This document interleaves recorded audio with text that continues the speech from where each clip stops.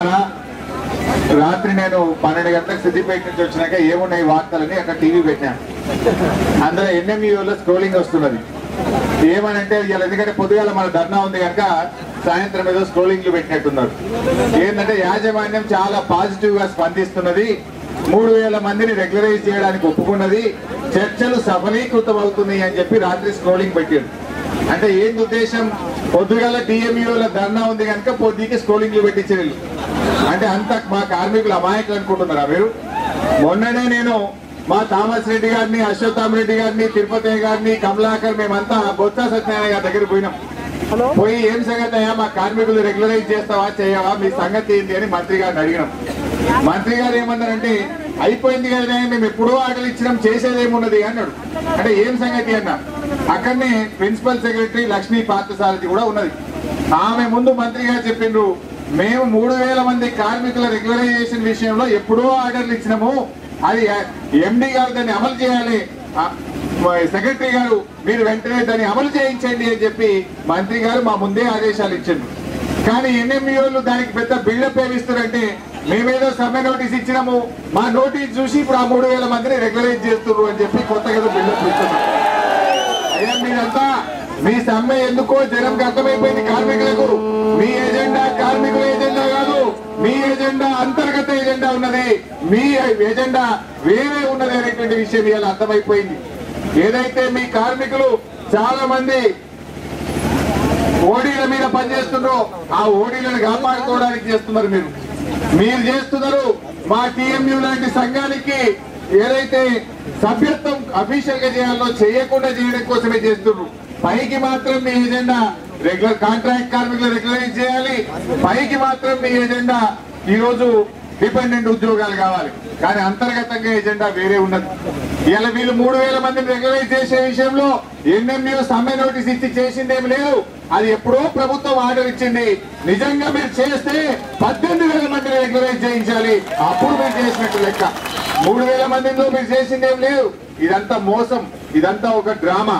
యాజమాన్యము NMEO కలిసి ఆడుతున్న నాటకం తప్ప ఇంట్లో ఇంకోటి లేదు అని చెప్పి నేను మనవి చేస్తా ఉన్నా. మనకి ఒకటి మాత్రం ఖాయం. చాలా మంది మొన్న కార్మికులు వెళ్తూ అడిగింది, అన్న సింగరేణిలో పోతే సింగరేణిలో జెండా ఎగిరింది, టీఆర్ఎస్ గులాబీ జెండా మొన్న మరి ఏఐటీయూసీ మట్టుకొట్టుకుపోయింది, జాతీయ సంఘాలు పోయినాయి, తెలంగాణ జెండా ఎగిరింది. 2009 తర్వాత తెలంగాణలో ఎక్కడ ఎన్నికలు జరిగినా 20 చోట్ల ఎమ్మెల్యే ఎలక్షన్లకు బై ఎలక్షన్లు జరిగితే తెలుగుదేశం కాంగ్రెస్ పార్టీలో డిపాజిట్లు గల్లతైపోయినాయి, తెలంగాణ జెండానే ఎగిరింది. రేపు ఆర్టీసీలో కూడా ఎగరబోయేది ఖచ్చితంగా టీఎంయూ జెండా మాత్రమే. ఓ కార్మికులు అడిగిండు, అన్న ఎట్లయితే మరి ఆంధ్రలో చాలా ఓట్లు ఉన్నాయి కదని అన్నారు. సిసిఎస్ లో కూడా గట్లే అన్నారు, ఎగరలేదా సిసిఎస్ లో గులాబీ జెండా? రేపు కూడా అక్కడ 3 చేర్చుకుంటాయి, ఎన్ఎంయూ, ఎంప్లాయీస్ యూనియన్, కొత్తగా వచ్చిన జగన్ యూనియన్. 3 యూనియన్లు ఆడపంచుకుంటే ఒకే ఒక్క దిక్కు ఉంటాయి తెలంగాణ కార్మికుల ఓట్లన్నీ ఎగిరేది బస్ భవన్ మీద గులాబీ జెండానే. మనము రేపు తెలంగాణ రాష్ట్రం వచ్చేది ఖాయం, ఈ బస్ భవన్ మీద టీఎంయూ జెండా ఎగిరేది ఖాయం. ఎగిరిన తర్వాత ఖచ్చితంగా కార్మికులకు ఒక మాట మాత్రం మనం చేస్తున్నాం, ఎట్టి పరిస్థితుల్లో ఈ కాంట్రాక్ట్ విధానమే ఉండదు. రేపు భవిష్యత్తులో కండక్టర్ తీసుకున్నా, డ్రైవర్ తీసుకున్నా రెగ్యులర్ బేసిస్ లోనే వాళ్ళ అపాయింట్మెంట్ ఉంటుంది తప్ప ఈ కాంట్రాక్ట్ విధానం ఉండదు. కాంట్రాక్ట్ విధానాన్ని రద్దు చేస్తామని చెప్పి మనం చేస్తాం. ఉపాధ్యాయుల్లో కూడా కాంట్రాక్ట్ విధానం ఉండే, చంద్రబాబు నాయుడు వచ్చిండు కాంట్రాక్ట్ టీచర్లని. తర్వాత మనందరం కొట్లాడంగా కాంట్రాక్ట్ టీచర్ల వ్యవస్థ పోయింది. టీచర్లను డైరెక్ట్ అపాయింట్మెంట్ రెగ్యులర్ టీచర్ గానే ప్రభుత్వ ఉద్యోగిగానే ఇక్కడ ఈ రోజు నియామకాలు చేపట్టడం జరుగుతా ఉంది. ఆర్టీసీలో కూడా ఈ కాంట్రాక్ట్ వ్యవస్థనే రద్దు చేద్దాం, ఏ కార్మికుడిని అపాయింట్ చేసినా రెగ్యులర్ ఎంప్లాయీ గానే అపాయింట్ చేయాలి, మొత్తం 18,000 మందిని కూడా రెగ్యులరైజ్ చేయించి తీర్తామని చెప్పి కూడా ఈ సందర్భంగా మనం చేస్తా ఉన్నాం. మిత్రులారా, డిపెండెంట్ ఎంప్లాయ్మెంట్ దాని విషయంలో కూడా మేము మంత్రి గారితో మాట్లాడినాం. మంత్రి గారు ఏమన్నారంటే డిపెండెంట్ ఎంప్లాయ్మెంట్ కి ఆర్డర్ అయిపోయింది అన్నాడు. ఏమైంది సార్ అని అడిగినాం. ఏమైందంటే ఇప్పటి నుంచి చనిపోయిన పిల్లలకు మాత్రం ఇస్తాము అన్నాడు. అది నువ్వు ఇచ్చేదేంటి? 2002లో డిపెండెంట్ ఎంప్లాయ్మెంట్ పోయింది. రెట్రాస్పెక్టివ్ ఎఫెక్ట్ తో 2002 నుంచి పెండింగ్ లో ఉన్న 1400 మంది కూడా ఇచ్చే విధంగా మాకు ఉత్తర్వులు కావాలని చెప్పి మేము మంత్రి గారికి చెప్పడం జరిగింది. ఇవాళ ఎన్ఎంఈఓలు కూడా రేపు తెస్తారు ఆర్డర్ తెచ్చేయమంటారంటే మేము ఆర్డర్ తెచ్చినాం మాకు ఉద్యోగాలు ఇస్తారు అని చెప్తారు. కానీ ఆర్డర్ ఆల్రెడీ అయిపోయింది. మాకు కావాల్సింది ఆర్డర్ కాదు. ఈ రోజు నుంచి చనిపోయే కుటుంబ సభ్యులకు ఇవ్వడానికి ఆర్డర్ అయిపోయింది ప్రభుత్వంలో. మాకు కావాల్సింది ఆర్డర్ కాదు.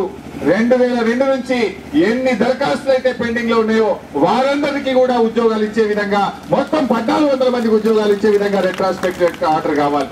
దానికోసం ఈ రోజు టిఆర్ఎస్ పార్టీ ఆధ్వర్యంలో పిఎంయు పోరాటం చేస్తున్నది. అదే విధంగా మిత్రులారా, ఏదైతే డబుల్ డ్యూటీకి డబుల్ జీతం ఇవ్వాలి అది కూడా మనకి ఇప్పటికే కోర్టు ఆర్డర్లు ఇచ్చింది. కానీ ఈ రోజు కూడా అది అమలవుతున్నటువంటి పరిస్థితి లేదు. మనం యాజమాన్యానికి కూడా చెప్పేది ఒకటే, ఖచ్చితంగా మా యొక్క కార్మికులు డబుల్ డ్యూటీ చేసినప్పుడు డబుల్ వేతనాన్ని చెల్లించాలి. ఏదైతే ఈడీ కోటేశ్వరరావు గారు ఉన్నారో, అయ్యా కోటేశ్వరరావు గారు ఒక విషయం గుర్తుపెట్టుకోండి, మా తెలంగాణ మజ్దూర్ యూనియన్ కార్మికులను కానీ మా అక్క చెల్లెళ్ళు ఎవరిని వేధించినా గానీ పరిణామాలు తీవ్రంగా ఉంటాయి. జాగ్రత్త, వాళ్ళు కార్మికులుగా చూడకు, వాళ్ళ వెనుక మేమందరం ఉన్నాం. పొలిటికల్ జేఏసీ ఉంది. అవసరమైతే మా కార్మికులకు ఎవరికన్నా అన్యాయం జరిగితే మొత్తం టిఆర్ఎస్ పార్టీ ఎమ్మెల్యేలందరం అసెంబ్లీని స్తంభింపజేసినా సరే మా కార్మికులు మీరు భయపడాల్సిన అవసరం లేదు. మీ వెనుక మేమున్నాం. అసెంబ్లీని ఆపైనా సరే, అడ్డుపడైనా సరే ఈ ప్రభుత్వం మెడలు వంచి కార్మికుల హక్కులను కాపాడతాం. ఏ కార్మికుల్ని వేధించినా వెన్నుదండగా మేముంటామని చెప్పి మీ అందరికీ ఈ సందర్భంగా మనవి చేస్తా ఉన్నాం. మిత్రులారా, ఈ రోజు మనం ఒకటే గుర్తుపెట్టుకోండి, కేసీఆర్ గారు చాలా స్పష్టంగా చెప్పిండు, రేపటి తెలంగాణ రాష్ట్రంలో ఆర్టీసీ కార్మికులందరినీ ప్రభుత్వ ఉద్యోగులుగా గుర్తిస్తాం.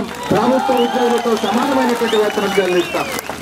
ఎట్లయితే ప్రభుత్వ ఉద్యోగులకు పెన్షన్ సౌకర్యం ఉందో ఆర్టీసీ కార్మికులకు కూడా పెన్షన్ సౌకర్యాన్ని కూడా కల్పించుకుంటామని చెప్పి మనం చేయడం జరిగింది. అంతేగాని మిత్రులారా, ఇవాళ ప్రభుత్వ ఉద్యోగులందరికీ ఇళ్ల స్థలాలు ఇస్తున్నారు. మరి మా ఆర్టీసీ కార్మికుడు 30 ఏళ్ళు నౌకరీ చేస్తే ఉండేదానికి ఇల్లు ఉండే పరిస్థితి లేదు. ఇల్లు కాదు, అపార్ట్మెంట్ ఏమన్నా మూలకు కొనుక్కునేందుకు కూడా ఇలా అవకాశం లేనటువంటి పరిస్థితి. మరి కార్మికులు ప్రజల కోసం ఆహర్నిశలు రాత్రనక పగలనక కష్టపడేటువంటి ఆర్టీసీ కార్మికుడు మరి ఇన్నేళ్లు ఉద్యోగం చేస్తే ఒక ఇల్లు ఉండాలని కోరుకోవడం తప్ప, రిటైర్ అయినాటికి సొంత ఇల్లు ఉండకూడదా? మరి ఎట్లయితే ప్రభుత్వ ఉద్యోగులకు ఇళ్ల స్థలాలు, ఇంటి సౌకర్యం కల్పించిందో ఆర్టీసీ కార్మికులకు కూడా ఆ రకంగా కల్పిస్తామని కూడా ఈ సందర్భంగా మనం చేస్తా ఉన్నాం. మనం ఈ ఐక్యంగా ముందుకు పోదాం. మనమందరం కూడా మనం ఈరోజు సివిల్ ఇంజనీరింగ్ లో కూడా దాదాపు 200 మంది 16 సంవత్సరాల నుంచి పనిచేస్తున్న వాళ్ళు రెగ్యులరైజ్ అయితలేరు. ఆ రెగ్యులరైజ్ కాకపోవడానికి కారణం కూడా ఎన్ఎంఈ వాళ్ళే. సివిల్ ఇంజనీరింగ్ వాళ్ళు కలిసినప్పుడేమో అన్నా ఓకే అంటున్నారు, కానీ ఆడ పోయి యాజమాన్యంతో చర్చలు జరిగేటప్పుడు అవసరం లేదనే విధంగా మాట్లాడుతున్నారు.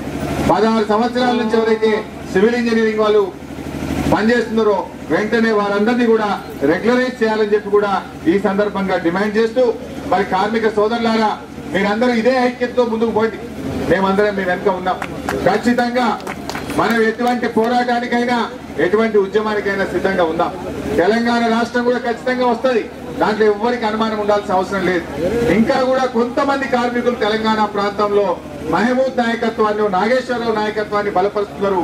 దయచేసి నా కార్మికుల్ని కోరేది ఒకటే, ఎట్లయితే తెలుగుదేశంలో ఎర్రబల్లి దయాకర్ రావు, మోత్కుపల్లి నరసింహులు, చంద్రబాబు నాయుడు నాయకత్వాన్ని బలపరుస్తుండ్రో మీరు కూడా మరి నాగేశ్వరరావు నాయకత్వాన్ని బలపరిస్తే అదే రకంగా ఉంటది. దయచేసి దాని నుంచి బయటకు రండి అని చెప్పి నేను కోరుతా ఉన్నాను.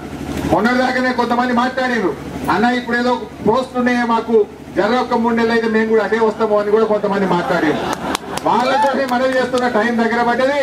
గులాబీ జెండా ఎత్తుంది, టీఎంయూ జెండా ఎత్తుంది.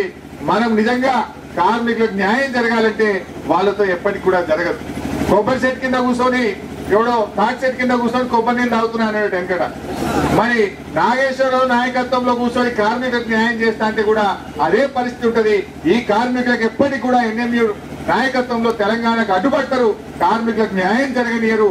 వాళ్ళు ఎంతసేపు కార్మికుల్ని భయపెట్టించి కార్మికుల్ని తమ చెప్పు చేతుల్లో ఉంచుకొని అధికారంలో ఉండడానికి ప్రయత్నం చేస్తున్నారు తప్ప కార్మికుల సమస్యల పరిష్కారానికి వారు ఎప్పుడు కూడా కృషి చేయడం లేదు. అందువల్ల ఖచ్చితంగా రాబోయే ఎన్నికల్లో టీఎంయూని గెలిపించుకుందాం. రాబోయే మన తెలంగాణ రాష్ట్రంలో కార్మికుల సమస్యలు కూడా పరిష్కారం చేసుకుందామని చెప్పి మీ అందరికి కూడా మనవి చేస్తూ, కోటేశ్వరరావు ఈడీ గారికి కూడా నేను చెప్పేది ఒకటే, మీ యొక్క విధానం మార్చుకోండి, మీ పద్ధతి మార్చుకోండి. మా జంట నగరాల్లో ఉండే కార్మికులను వేధిస్తే మాత్రం ఆగస్టులో జరిగే అసెంబ్లీ సమావేశాల్లో మిమ్మల్ని కడిగేస్తాం, మిమ్మల్ని దోషిగా నిలబెడతాం అసెంబ్లీలో అని చెప్పి కూడా కోటేశ్వరరావు గారిని సందర్భంగా హెచ్చరిస్తూ ఇంత పెద్ద ఎత్తున ఈ సమ్మెకు తరలి వచ్చినటువంటి కార్మిక సోదర సోదరీమణులందరికీ కూడా అభినందనలు తెలియజేస్తూ సెలవు. జై తెలంగాణ.